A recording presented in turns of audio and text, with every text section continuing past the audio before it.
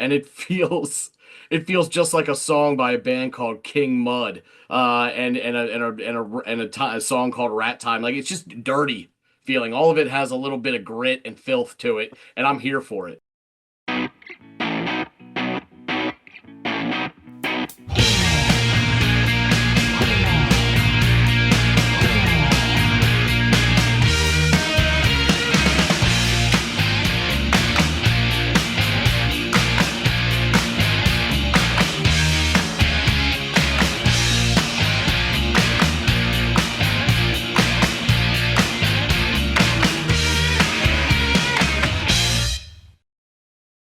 Hey, everybody out there, welcome back to another episode of the Audiophiles. I'm Andy, that's John over there, and today we're going to do what we always do, which is dig into some music. Today is going to be devoted to a song that John is going to offer up to me. John, what have you got in store for us, buddy? So, there's a band called King Mud. Hey, King Mud, not familiar in the least. Excellent. The track is called Rat Time. King Mud and Rat Time. That's interesting. All right. Well, yeah, flying blind here. So, let me put on my blinkers and go give this thing a go, and I'll come back and let you know what I've made of it.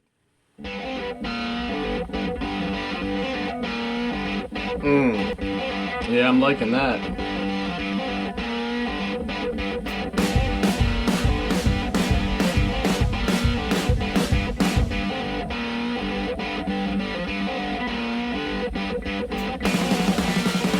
Ah.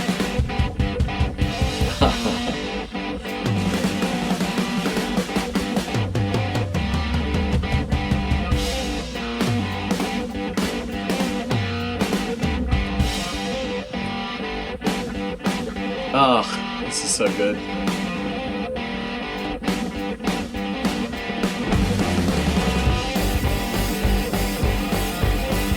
Oh, what a great intro. Between the guitar kicking things off right out of the gate, sounding like this, bastard child of blues and rock and roll. Sounds so good. The drums first started off with these singular successive shots that then kind of evolved into just an AR-15 shotgun blast, that kind of then pulled back and teased that bass kick a few times, and they just were tinkering away, playing off of one another, and then finally, boom, it just completely kicks off, and it sounds fucking fabulous. So let's take this back a little bit anyway, kind of relive this culmination. And those toms.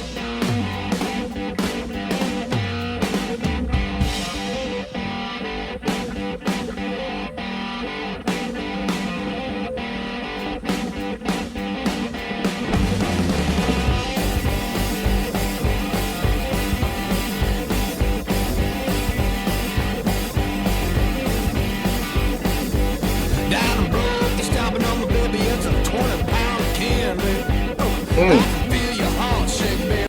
20-pound Camry? That's light for a sedan. Yeah, let's have him come back in again. So the drums and the guitar are now fully simpatico together. They're no longer playing off each other. They're playing truly together. And yeah, it's just off to the races. Sounds great.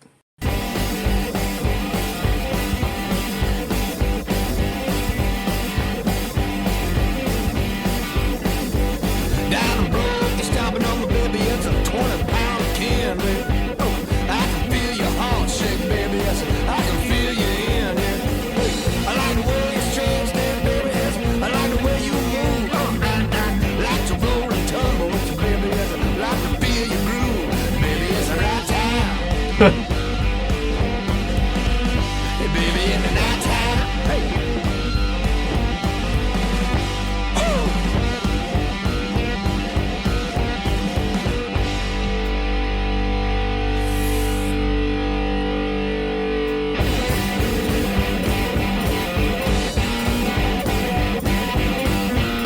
Well,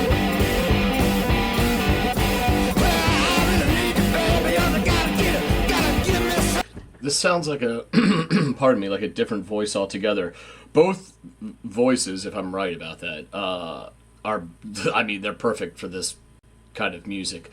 It sounds like, I'll listen to this one a little bit more, but the first vocalist sounded slightly like it was compressed and maybe slightly distorted a little bit, which again, excellent choice for this sound that they're going for. This sort of garagey, bluesy, rocky sound that they've got. I think that is an excellent choice if that was done in production or whatever. But take this back a little bit and try to catch that second vocalist as they come in. I'm pretty sure second vocalist.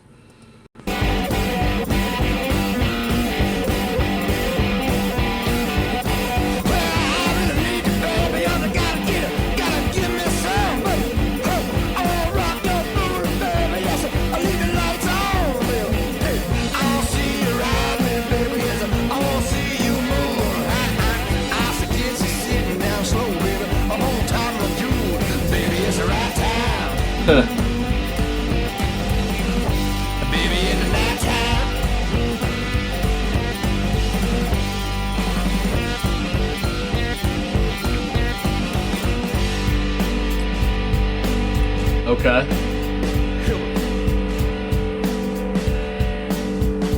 What do we got here? Oh! Whoa, no. What in the name of Dan Auerbach / Jack White is going on here?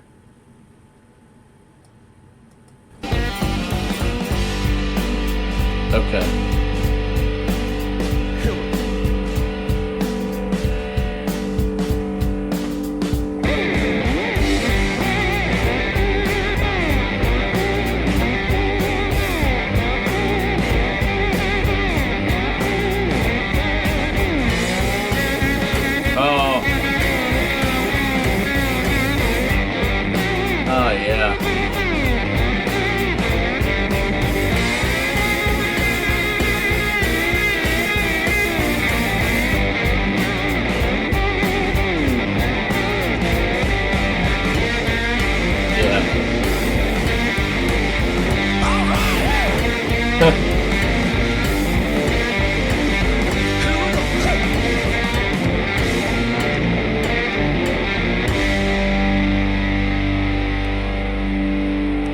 All right.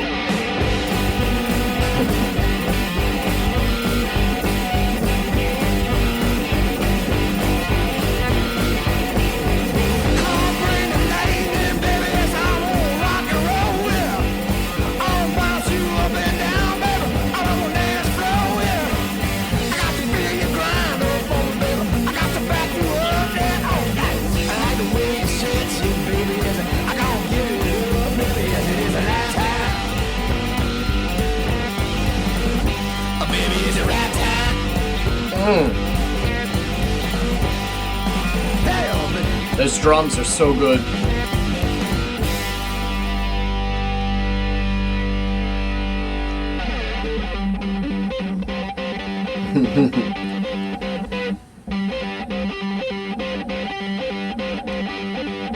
Breakdown. I like this guitar line.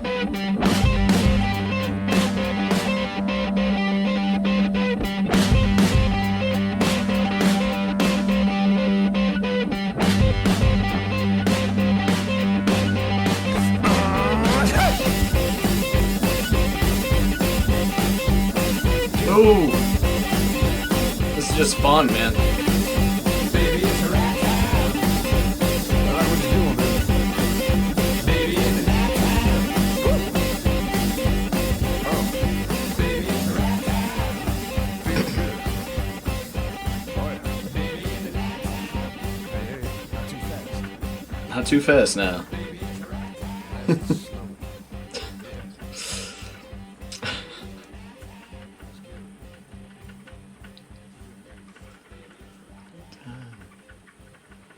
I have no idea what the hell Rat Time is, but it sounds like a good time. Yeah. Yeah, this was just a rollicking shit kicker of a good song. And I enjoyed every bit of it. I'm not 100% sure on this, but definitely sounded like two vocalists to me.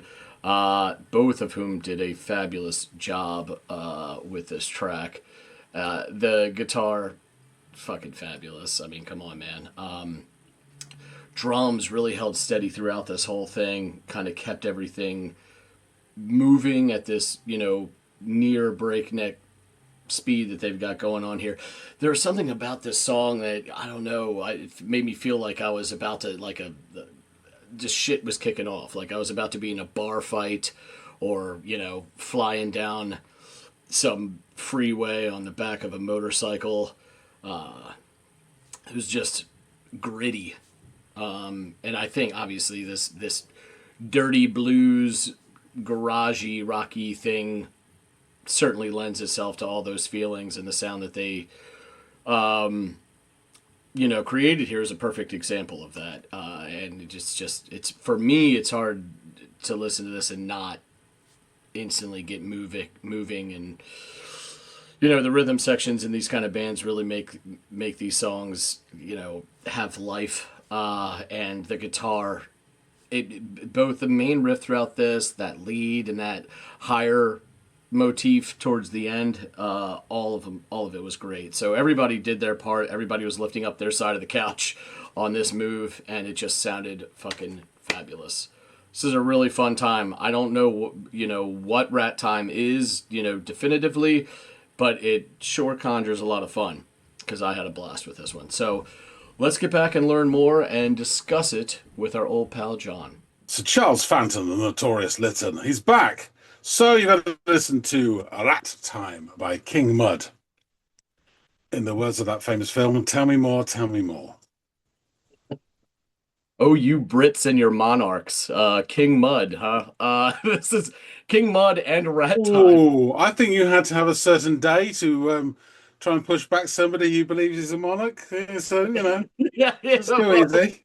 But the date was devoted to how much we love them, that's for sure. Though there are a few you would think do, given the current circumstances. But yeah, this is really interesting. King Mud, Rat Time, and then this song kicks off, and it feels just like a song by a band called King Mud, and a song called Rat Time. Like, it's just dirty feeling. All of it has a little bit of grit and filth to it, and I'm here for it. So it kicks off with a sound like this bastard child of blues and rock, just riffing away on the guitar. And then we get a little tease of the drums that really very soon turns into this. I think it's around the 19-second mark or so. We get, and it lasts for about 4 seconds, just this AR-15-esque. Now that's something Americans love. Drum roll from the drummer on that snare before he hushes things down just momentarily. Perhaps a brief respite for reloading before he joins back in the fray. But this time with a little bit, it's a bit more bridled. But no less interesting and fun what he's doing on these drums. He's constantly changing it, and it's almost like subverting the expectations of the listener, especially after that thunderous, way to kick things off. Finally, about the 40-second mark, or the 46-second mark, forgive me, he and the guitarist fully are simpatico. They're like rollicking off to the races on the back of that dirty blues rock riff. And now the drummer is just giving the straight up caveman treatment in equal parts to that snare and what sounds like an open hi-hat. And I mean, he's really beating them like they owe him money. I mean, it's relentless. The singer soon joins in, and it sounds like he has more than just, like, to me anyway, I don't know if it was just this one listen or it's something I'm gonna have to revisit when I get back to it. It sounded slightly affected by one thing or another outside of the natural affectation that he was using. So I thought that sounded really cool. I don't know if it was just a hair of distortion or something. And he's just firing off lyrics left and right. It's similar to how the drummer was firing off raps on the tom and when he first made his appearance. And so I'm not catching much of what he is saying, which probably doesn't come as much of a surprise. But I do like the sound of his voice and the attitude and the personality that he's using when delivering them. It fits this whole motif perfectly, this filthy blues rock garage sound that they've got, that they're fully immersed in here. I'm really just catching words, and if I'm lucky, phrases. At this point, he alludes to stomping on something, and then I think he mentions a 20-pound Camry, which is pretty fucking light for a four-door sedan. I don't know what he was talking about there. Unless it was just a really cheap car and he bought it in England and it was 20 pounds, because otherwise I have no idea what he's talking about. He also proclaims to be able to feel the object of the song's heart shake. And he mentions something about filling her in on how he likes the way she moves. Ugh. He continues to profess all these things. The riff goes like slightly higher for a bit and then settling back into the previous pocket that it occupied before it went a little higher. After a couple moments where there's these like half beat teases and a potential break in the otherwise unrelenting riffage, we finally stop to catch our breath at like the 128 mark while the resonance of the guitar carries on. But of course, this only lasts for a fleeting moment for everyone to gather themselves before we take off again. And now the riff is slightly denser, if that was even possible, but it definitely sounded denser to me. And the drums have changed a little bit along with it. I hear what sounds like a mounted tambourine or sleigh bells moving right along with the beat.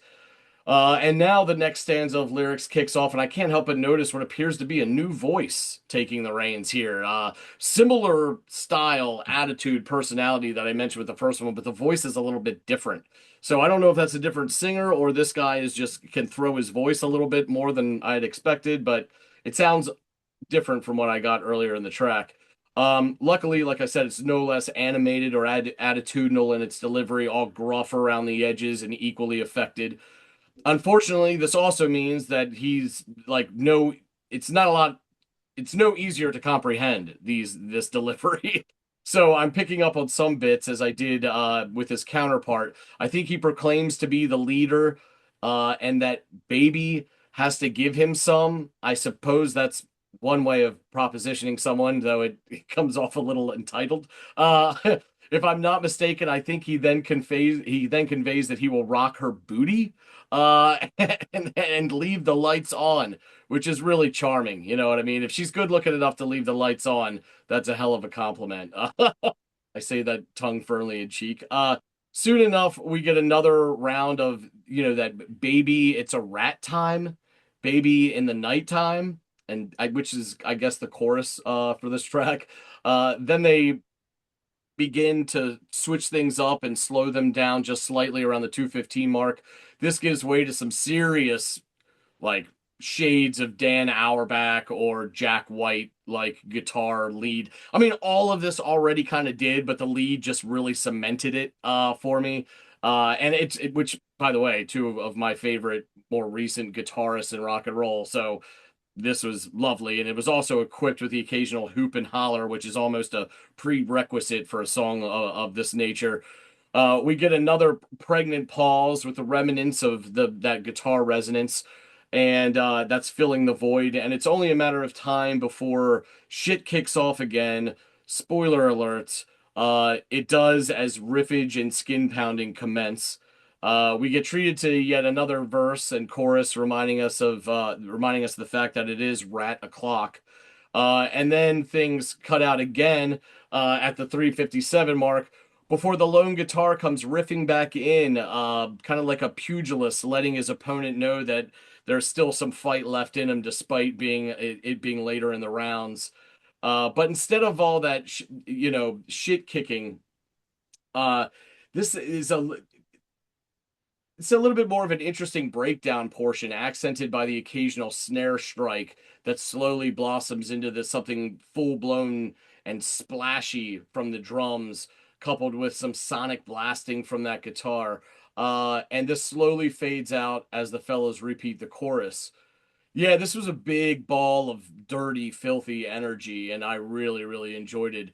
At times, it felt like I was getting images of being on the back of a motorcycle or of participating in a full-blown bar fight.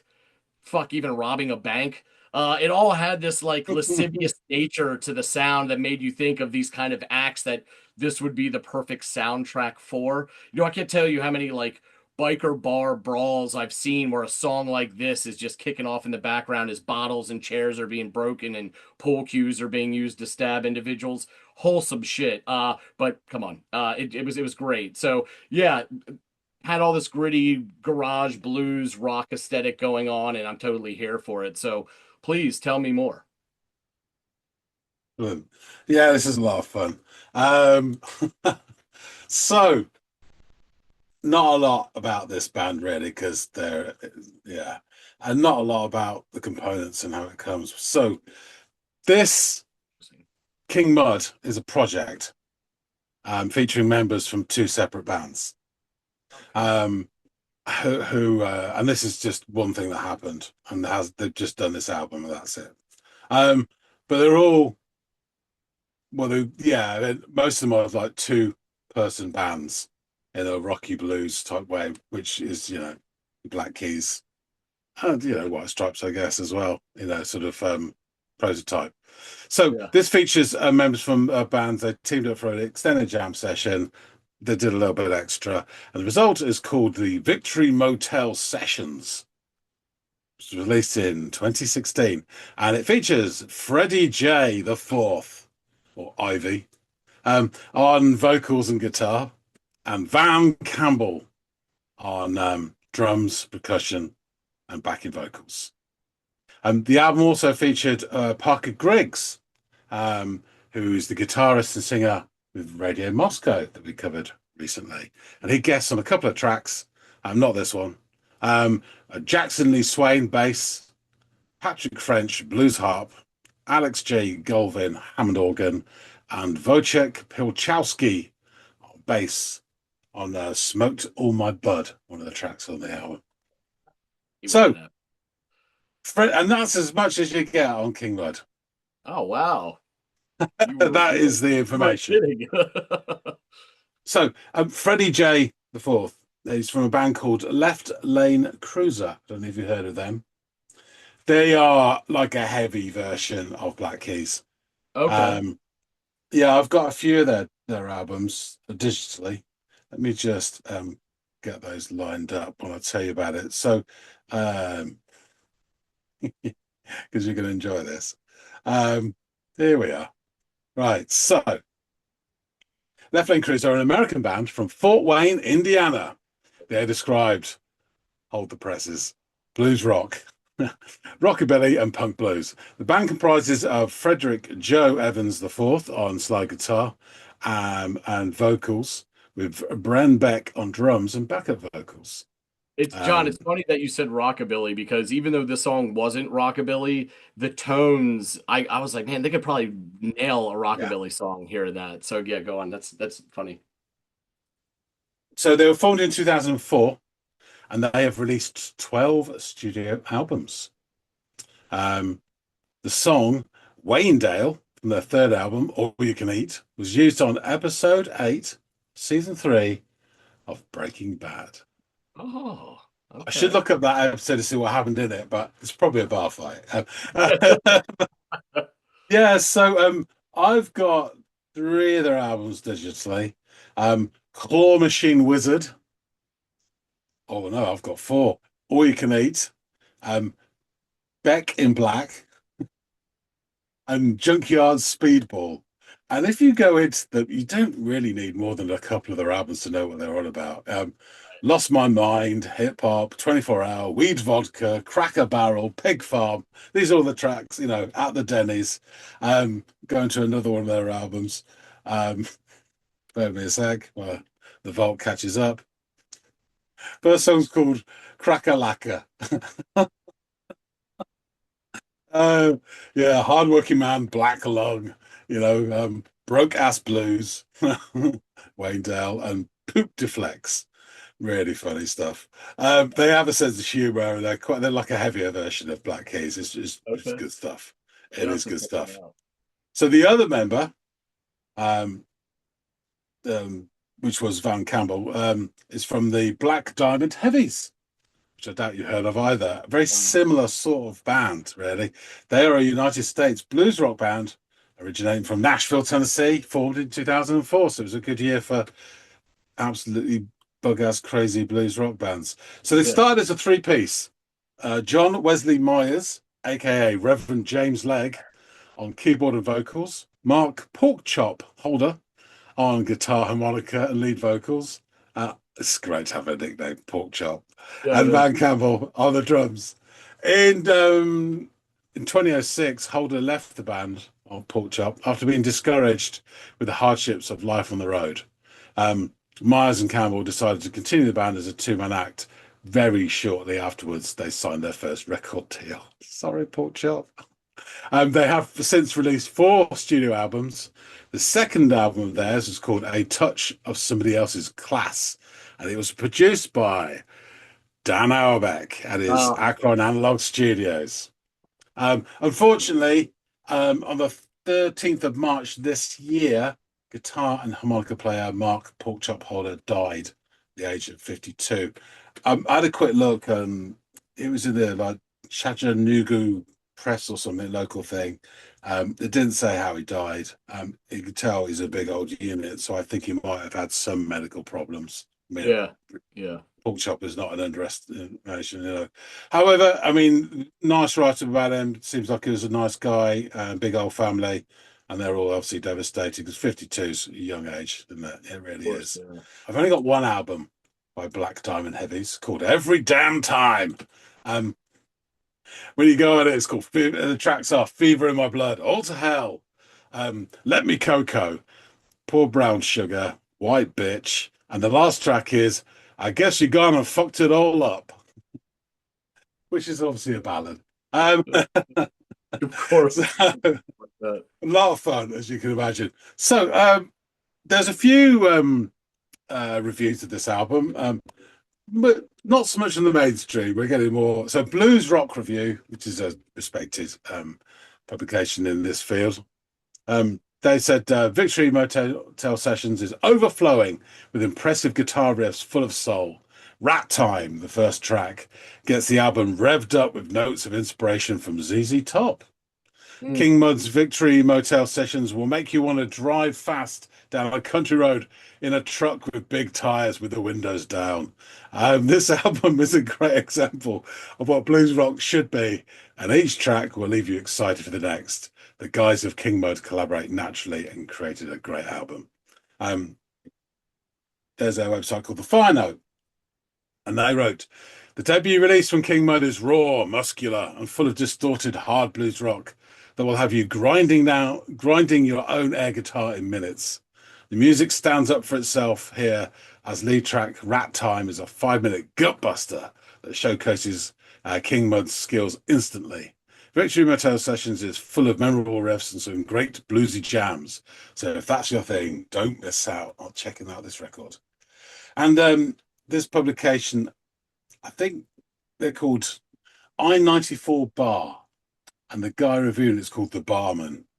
And he says, you could jump in just about anywhere and soak yourself in the blues. King Mud never strays far from the wellspring. Freddie J's raunchy guitar and voice are standouts, as are Campbell's fills, which drive the songs nicely, and he's not one to break into showboating in all that extra space. The songs are keepers. Rat Time is Campbell kicking them out before Freddie J kicks in with some crunching riff work. No forms of traditional music, i.e. the blues, were harmed in the making of this, and no reputations damaged. Go here without fear, it'll be worth your while. Ranking of 4 beers. That's pretty damn good. The maximum volume. The key to King Mud's fabulousness is downright primal as the music they make. The band is a 2-piece featuring left lane cruiser man Freddie J and Van from Black Diamond Heavies. So put them together and something wonderful might just happen. It has. Put simply, Victory Motel Sessions is what would have happened if instead of selling the devil his soul at the crossroads, Robert Johnson sold him drugs. And it's glorious, and it's fuzzy, and it's filthy. Dip into any of the songs from the opener Rat Time, which appears to be about some carnal desire or other that's best not to think about. To follow up the rather explanatory Smoked on My Bud, and the thought remains the same.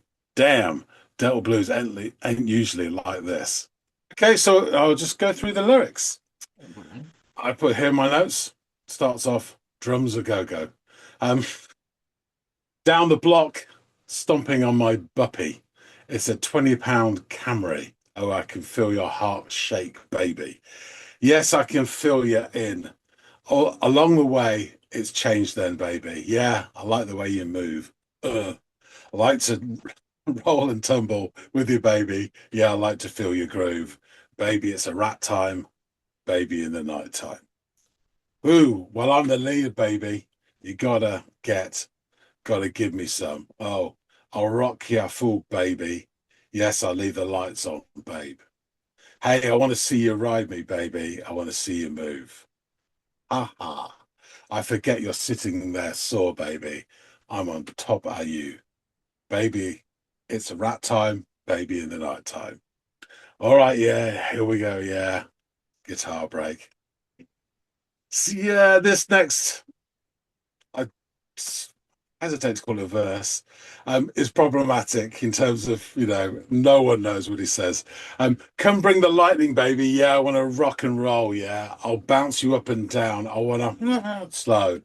Um, we probably know what he's saying there anyway. Yeah, I I get the like to feel you grind those bones, baby. I like to back you up, yeah, all night. I like the way you sizzle, baby. Yeah, I got to get it up, baby. It's a rat time. Oh, baby, it's a rat time. Yeah, baby. Breakdown, yeah. Baby, it's a rat time. I like what you're doing, baby. Baby in the night time. Oh, baby, it's a rat time. Feels good. Oh yeah. Baby in the night time. Hey, not too fast. Baby, it's a rat time. Nice and slow. Yeah. Baby in the night time. It's good. You're very good. Baby, it's a rat time. I will say complicated lyrics. No one seems to know what they're about. uh, It's just too obscure. I will say though, it is a really fun album. And you just put it on, and it's mindless nonsense. With this heavy blues rock. yeah, It's awesome. It really is. it's terrific. Sometimes it's exactly what you need. Yes. So you can't argue with that. The album itself, it does feature on it a really, really nice. Let's bring it up. Yeah, there's a really nice cover of a Dr. Feelgood song called "Keep It Out of Sight." Um, I might give you the original actually at some point. And there's another really great song called Susie's Cookies as well that I'd highly recommend for anyone um, who is down with this sort of nonsense. But yeah, a bit of fun and something that's kind of adjacent to other bands that we've either discussed or we have posters up behind us. Same line. So yeah, I thought it'd be fun to listen to. That was. This is, yeah, obviously your intuition was right. This went over really well. I enjoyed it. I should wrap things up. Thanks for listening, Sandy. Thank Folks out you. there, please let us know what you think. Do hit the like button if you like this and drop some comments about King Mud. Have you experienced rat time in the night time? If so, please let us know. We'd love to hear from you. If you haven't subscribed already, what the hell are you waiting for? It doesn't get any better than this. It really doesn't. So yeah, we really appreciate everybody who does support the channel. So hop on board. That being said, thanks again so much for watching. I'll see all of you on the next episode of the Audiophiles. See you later, guys.